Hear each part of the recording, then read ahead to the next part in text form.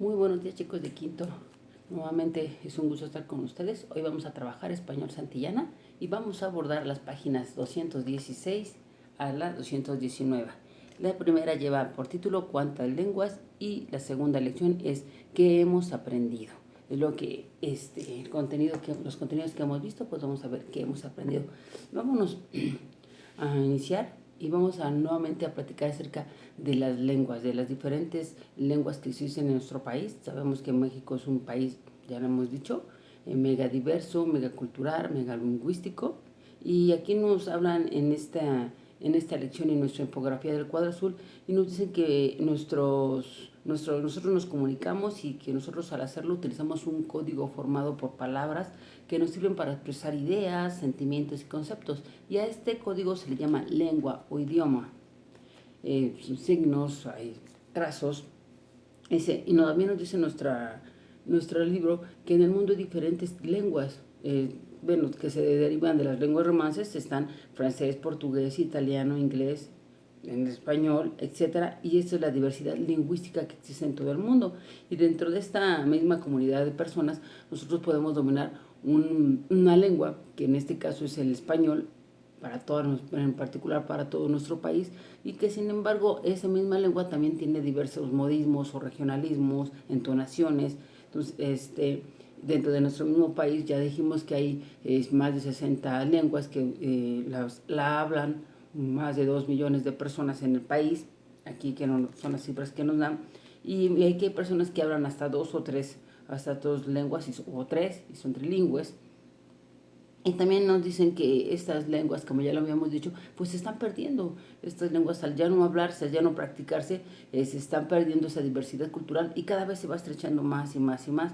Y sobre todo cuando las personas emigran de su lugar de origen y se vienen a la ciudad y se adaptan a otras situaciones, a otros contextos muy distintos de los que ellos están acostumbrados. Nos dice también nuestra infografía que hablar otra lengua nos permite comunicarnos con personas de otras regiones y esto nos une. Sin embargo, no debemos olvidar nuestras raíces y dejar de comunicarnos en nuestra lengua materna, o sea, seguirla practicando. Mucha gente sí lo llega a realizar, se adaptan por ejemplo, si vienen del interior de la República, vamos a pensar que vienen de Michoacán y hablan la lengua purépecha, pues se fueron adaptando y tuvieron que aprender así como pudieron, no que fueran todos siempre una escuela, sino que como la misma práctica van escuchando, van viendo cómo se pronuncian ciertas palabras y mucha gente se va adaptando, sobre todo cuando la gente no tiene recursos y tiene que adaptarse y aprender como puede. En México la lengua oficial es el español, el cual compartimos con millones de personas, pues somos casi 126 millones de personas en el país, pero también hay una diversidad lingüística de cada país, pues según la región se emplean modismos, regionalismos y palabras para nombrar algo determinado. Quizás en la Ciudad de México una palabra, la misma palabra se ocupa pero diferente en diferentes regiones y lo conocen de otra manera. Entonces decimos, y ahí cuando vemos que hay una gran diversidad para tal vez decir lo mismo, pero esa diversidad es amplia.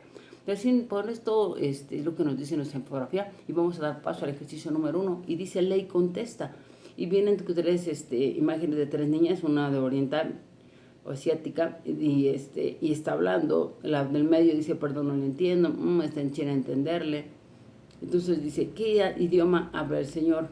Ya tenemos que ir viendo qué ustedes van a contestar, qué pueden hacer ambas personas para poder comunicarse si no sabemos el lenguaje, pues las señas son lo que más, con señas, o preguntar si hablan inglés, que es otro idioma de los más conocidos, de los más hablados, ¿no?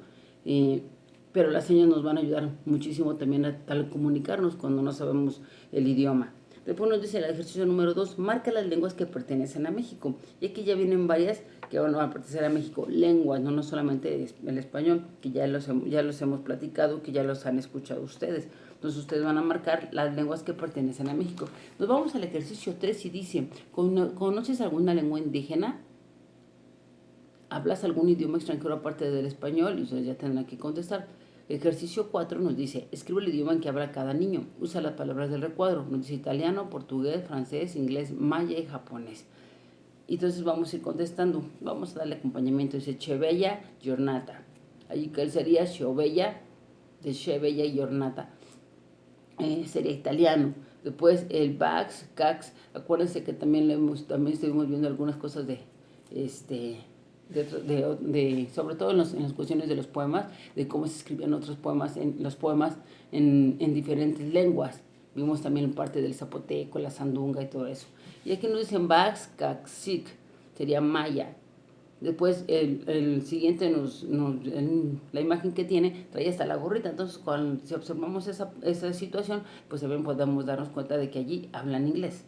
Y aparte que ustedes ya enseguida reconocen porque también llevan su clase de inglés. Después nos dice, qué bonito día, portugués. Nante, suteki, ina, tsui, tachi, japonés. Sebeu, yoru, francés. Investiga y relaciona la forma, dice el ejercicio 5, en que se nombra a los niños en diferentes lugares de México. Es lo que decíamos hace un momentito, que una misma palabra se ocupa en diferentes lados y tan solo en nuestro propio país. Nos dice aquí, nos dan a la columna de la derecha, nos dice Michoacán, Sonora, Ciudad y México. Dice, investiga y relaciona la forma en que se nombra a los niños. Bueno, aquí que lo vamos a ponerlo de una vez. En Monterrey es muy común, sabemos que se les dicen huercos. En Ciudad de México les decimos chavos. En Sonora les dicen guaches. En Michoacán en Sonora les dicen vatos, en Michoacán les dicen guaches y también hasta en Sinaloa les dicen plebes. Entonces son diferentes maneras de decirle o referirse a algo y que es algo que nos da la diversidad, ¿no? Contesta, dice, ¿qué riqueza aporta? Dice el ejercicio número 6, el conocimiento de otras lenguas. Aquí ustedes van a tener que pensar y escribir qué riqueza aporta el conocimiento de otras lenguas. Entonces, recuerden que hemos platicado que es muy importante valorar la importancia de adquirir otra lengua y que esto enriquece nuestra cultura, el conocer a nuestros indígenas, usos y costumbres, tradiciones. Entonces son cosas, la verdad, muy interesantes, muy importantes que no se deben de perder. Entonces ustedes van a ir a contestar. Nos vamos a la página 218 y 219, que es el que hemos aprendido, es la suma de los contenidos que hemos estado viendo. Y dice el ejercicio número 1, lee es lo que se pide. En nuestro país existe una gran diversidad de plantas y animales a las que llamamos biodiversidad. El ejercicio dice lo siguiente, rodea las palabras de origen indígena que tienen que ver con la biodiversidad. Rodea las palabras de origen indígena que tienen que ver con la biodiversidad. Y dice tianguis, chimal, guasontle, molcajete, cacao, coyote, cempasúchil, huipil, epazote, páscaro, tulipán y citlali. Entonces, ustedes son esas, todas, si se dan cuenta, en realidad son indígenas, sí, pero tenemos que distinguir cuáles tienen que ver con la biodiversidad. Y ustedes van a circularlas.